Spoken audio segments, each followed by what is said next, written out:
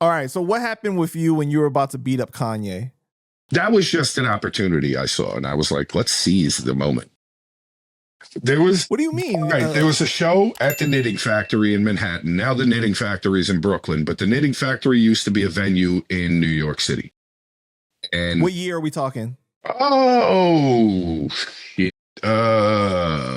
When did College Dropout come out? Kanye was a big deal. 2003. Okay, so maybe it was 04 or something.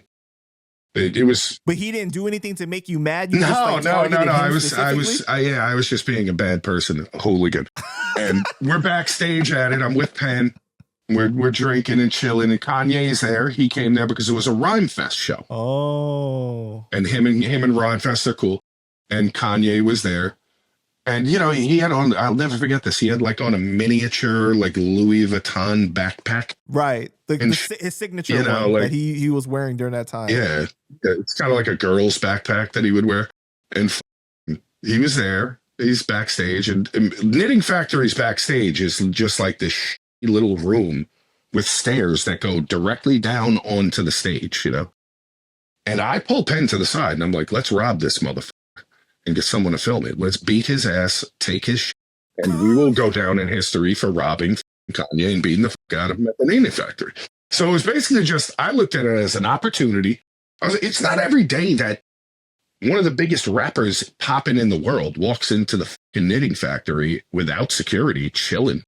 Like, it's, which in retrospect, I'm kind of glad we didn't do that because it's kind of fucked up. Like, the guy, you know, he comes down from the pedestal to come with the peasants and we beat his ass, thus solidifying why you don't come down and hang out with the peasants, you know? But I just looked at it as opportunity because I was like, yeah, dude, we'll be in the Source tomorrow, bro. They'll be talking shit. Like, why did these guys rob him? And they mugged Kanye West, bro. But can you imagine the plot twist of you battling Rhymefest the year after that? And then saying that I beat your boss's ass and everything like that, you could that would have been crazy. It would have been funny. It would have been funny. Crazy. It would have been good, man.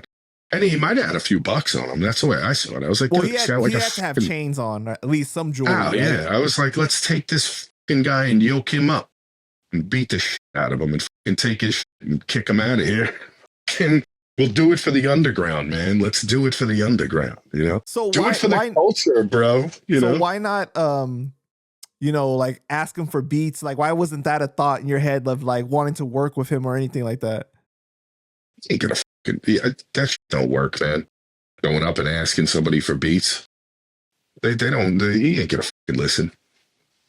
In my experience, I fucking did a gig with Saigon maybe that same year where fucking Just Blaze was with Saigon. I went up to Just Blaze and offered him $10,000 for a beat. He fucking didn't even bat an eyelash. Yeah, who the fuck are you? Basically, that's how people treated you back then. Wow. Unless you had an in, you know, you get in, you know, if you get a deal, then people will fuck with you because you got a bigger budget. But I offered him 10 G's cash. I was hustling back then. I had money. I was like, I'll give you 10 stacks. I get a Just Blaze beat. That's a good way to kickstart your shit, you know? Plus, he was ridiculously good at making beats. So I was like... He was. Yeah, his beats were definitely back then. Back then, it was like, you know, You Don't Know and all these line them up, crazy shit he was producing. That was fucking phenomenal. How do you feel about Kanye now, seeing the evolution throughout the years and the stuff that he's said and done? I don't know what to make of that fucking guy, man. I'll be honest with you.